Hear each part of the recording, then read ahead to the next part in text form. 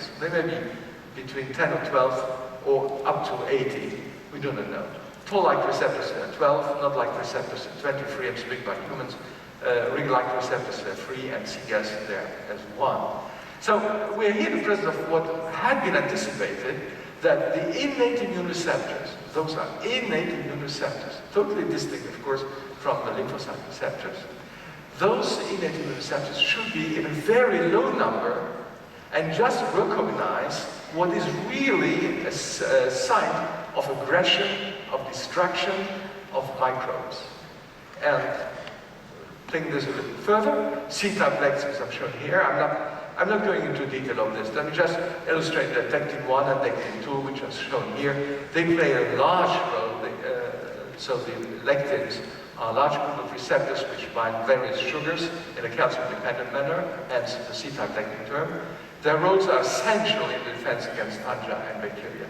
And they play a very important role now in immunocompromised people in hospital settings where there are fungi, threat of fungi. So, as shown here, again, not going into detail, they activate NF-kappa B, can then activate a pro-inflammatory response. I've also indicated MBL, which is mannose-binding lectin, which is a soluble activative complement, which also plays an important role in our antimicrobial defenses. Not like receptors. Now, not stands for, these are the nucleotide binding oligomerization domain. Should be quicker on that. Illustrated here, this is not 1 and not 2, they activate NF-kappa B. There was a large contribution of the Pasteur Institute for the discovery of these molecules. Now, surprisingly enough, or at least to our surprise, they are not present in flies. Lectins are present. So, the structure, we have no time to go into the structure, it's well established now. Let us go to a second role of not-like receptors, and that is the production of the inflammasome. And here we have bacteria, fungi, viruses, danger signals, uric acid, asbestos, beta-amyloid and Alzheimer's and so on, which interact with those receptors in the cytoplasm. These are not transmembrane receptors. And again, as I mentioned, they're absent from the flies, and they activate what is referred to as an inflammasome, complex structure. For us, the only thing which is essential now is to indicate that this inflammasome will cleave pro-interleukin-1 beta, which is the precursor of interleukin-1 beta, which is one of, as many of us know in this audience, one of the major pro-inflammatory cytokines.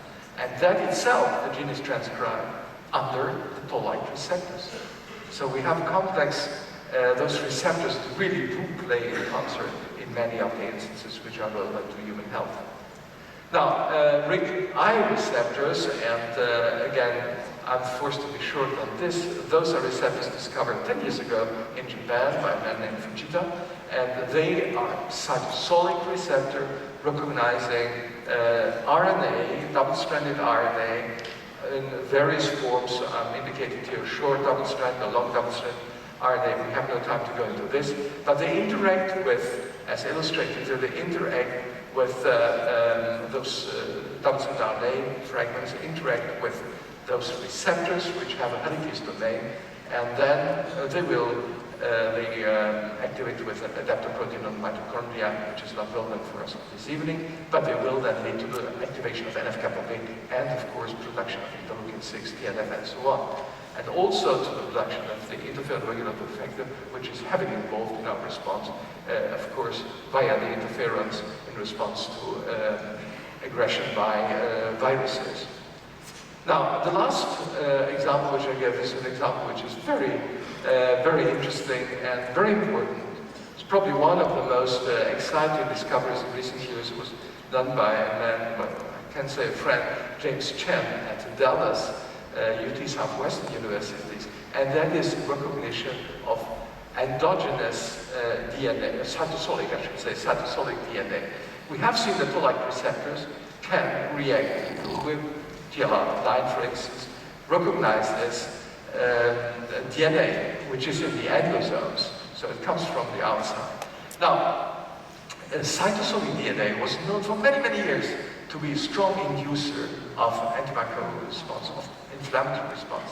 But it was not known, the receptor had not been identified. There had been several proposals now. Very recently, as I said 2 years ago, several laboratories, but in my eyes, predominantly that of James Chen in Dallas, showed that, so let's not just look at the sources of DNA, they can be mitochondrial, they can be, of course, from the nucleus if the cell is injured and so on, and they can be exogenous when viruses get into the cell, bacteria or protozoa, and those will then activate an enzyme which goes by the name of C-gas. It's a very interesting story.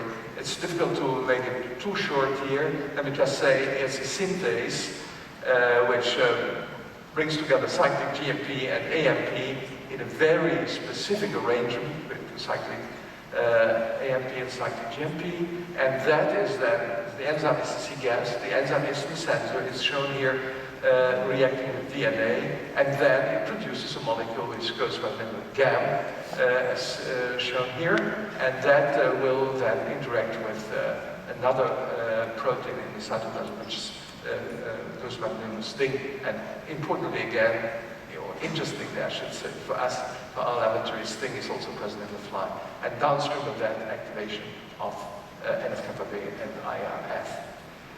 Okay then, so what I wanted to say, and let me just summarize this in a few words. What we know now is that there are, number one, there are a restricted number of receptors, probably not more than 50, which really play a role.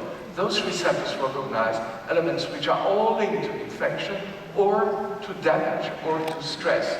And in response, activate NF-kappa B, and then downstream you have a variety of reactions which will concur to fight the infection, to dampen the inflammatory response, and so the allergy, and so on, so on, so on. Now, let me put this then in the last two slides into phylogenetic perspectives. I didn't hear what Professor Guillory said of me, but my origin is from zoology. So in zoology we were very much interested, of course, in evolution and to see what was new in insects, what had been there before and what was conserved and so on. And so phylogenetic perspective is something which personally interests me very much. And I think in those, just in 2 slides, I will be able to summarize a take-home message here. So I've shown here the toll pathway in the fly on one side. And the other pathway, the RB pathway, the ones which I've illustrated in the beginning of my presentation. I'm not going to the name, not using the name anymore. I'm just going with you. The colors are the same, the receptors are in blue, and then the adaptor proteins are shown here. And in red we have the kinases which phosphorylate then the complex which has the IKK or cactus, that is to say the molecules which keep NF-kappa B, the central transactivity, which keep it silent. And only removing this inhibitor via phosphorylation, so via kinase, will allow for NF-kappa B to go into the nucleus and control the expression of the genes, which will concur to our defenses, or defenses of the fly. Now, let us compare those activation cascades with TLR4, the one in mice, discovered in mice, and TNF, the tumor necrosis factor, which is one also of the central pro-inflammatory cytokines, which have been discovered because of its initial role on the tumor as a tumor necrosis factor. Again, we don't have time to go into the detail of this, but just let me summarize the information of this slide. To our utter surprise, it turns out that the innate immune response of the mouse and the fly is very similar. And there are, of course, a certain number of complications, and I should, to those who are not familiar with this, I should remind those that there has been twice a whole genome duplication at the beginning of the evolution of the vertebrates, twice. So that has, of course, given a large number of additional genes. Many of those have been lost over evolution, but still, there was a possibility of playing around. Now, so we have all the essential members which we found in the fly are also found in the mouse. And now this begs the question, when did this system appear? Now, I'm putting here the invertebrates. 95% 95% of all species on Earth now, today, are invertebrates. Only 5% are vertebrates. Now, we have innate immunity as present in all groups, both in invertebrates and in vertebrates. But invertebrates do not have adaptive immunity. Adaptive immunity has evolved with full-fledged lymphocytes in primitive cartilaginous fish around 450 million years ago, placoderms, ostracoderms, and so on, which have disappeared now.